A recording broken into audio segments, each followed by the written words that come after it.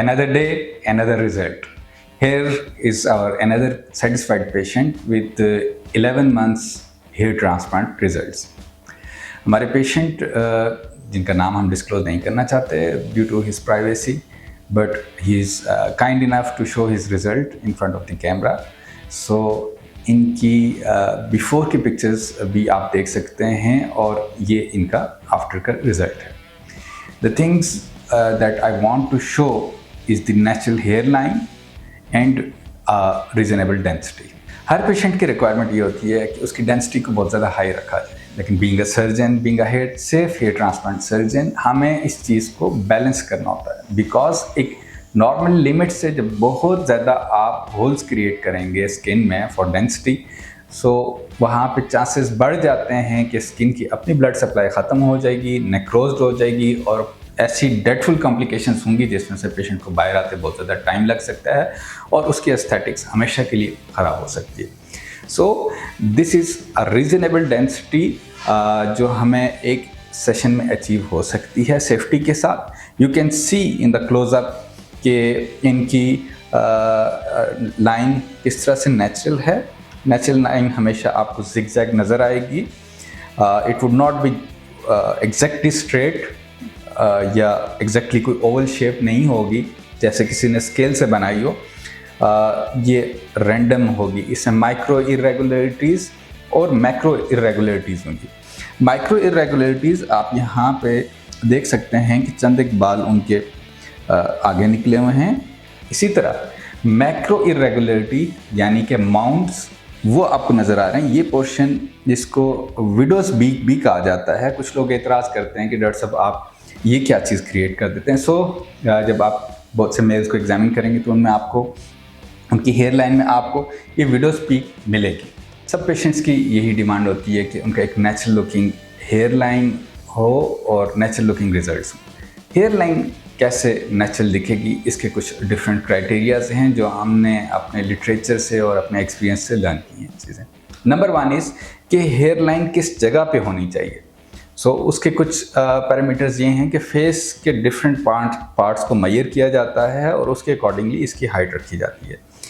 Second is कि ये as के अकॉर्डिंगली भी डिसाइड किया जाता है और कुछ मिनिमम सेंटीमीटर्स हैं जो हमने यहाँ पे रखने होते हैं. Like it's recommended to keep it at 7 centimetre above this point. इसको हम मिड ग्लैबुलर पॉइंट कहते हैं.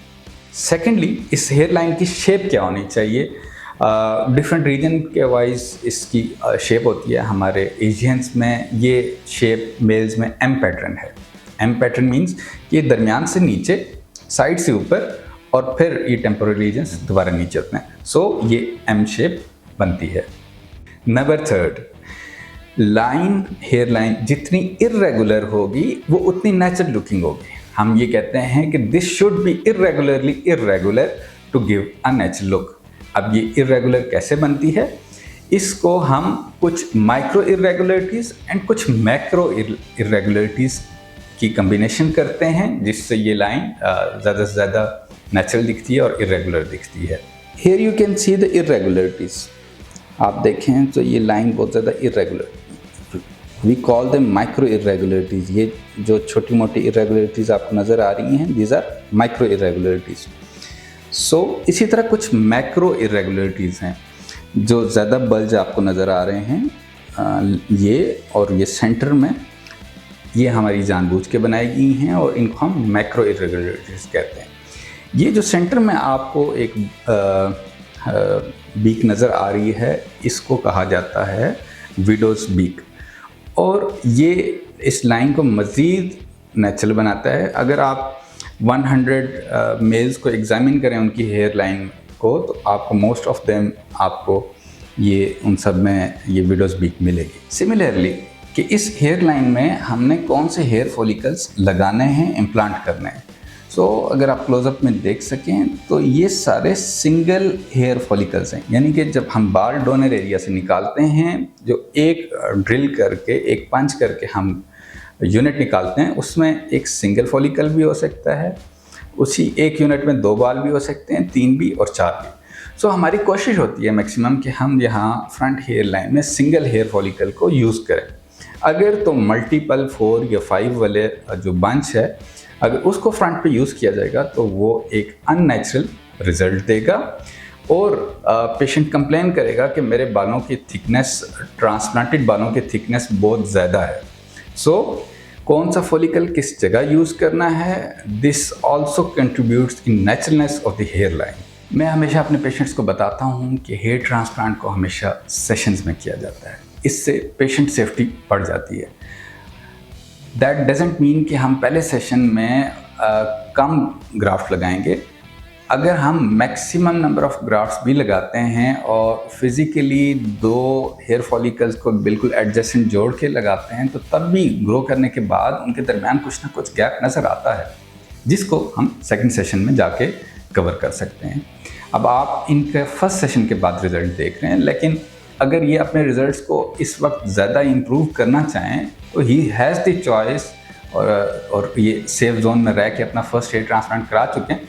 सो जिन जगहों पे अगर हमें अब कोई डेंसिटी कम लगती है, अगर ज़रूरत महसूस करे पेशेंट, तो उसको एक सेकंड सेशन में अच्छा कवर किया जा सकता है। और अगर किसी की बाल्डनेस ज़्यादा है और रिमेनिंग उसका हेड रहता है, तो उसको भी साथ में सेकंड सेशन में कवर किया जा सकता है।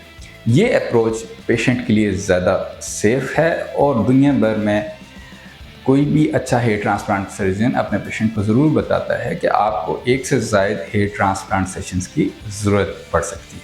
इनकी नेचुरल हेयर लाइन की ख़ास बात इनके फ्रंटोटेम्पोरल एंगल जो हैं इनकी भी है। अगर आप देखें तो इस फ्रंट हेयर लाइन को इनके टेम्पोरल्स के साथ इस तरह मर्ज किया गया है कि ये नेचुरल दिख रहे हैं। अब ये जो टेम्पोरल एरिया के बाल हैं, इनकी डायरेक्शन इनसे एंटायरली डिफरेंट होती है। सिमिलरली इनका एंगल भी बड़ा डिफरेंट होता है।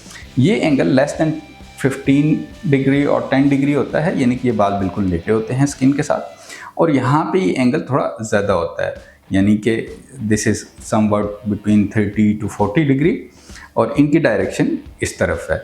सो आप देख सकते हैं कि ये टेम्पोरल रीजन के रिजल्ट्स भी नेचुरल हैं। It is very difficult for surgeons to work on this part of the head, और यही वजह है कि बहुत से ट्रांसप्लांट सर्जन्स इस बात को प्रेफर करते हैं कि इस टेम्पोरल्स को उसी तरह ऐसा छोड़ दिया जाए और यहाँ पे कोई बाल इम्प्लांट ना किए जाएं, बिकॉज उनका ख्याल है कि एक बुरे रिज़ल्ट देने से अच्छा है कि इस रीजन को खाली छोड़ दिया जाए। सो माशाल्लाह इन पेशेंट में ये भी बिल्कुल नेचुरल हैं और ये अच्छा कवर्ड भी है।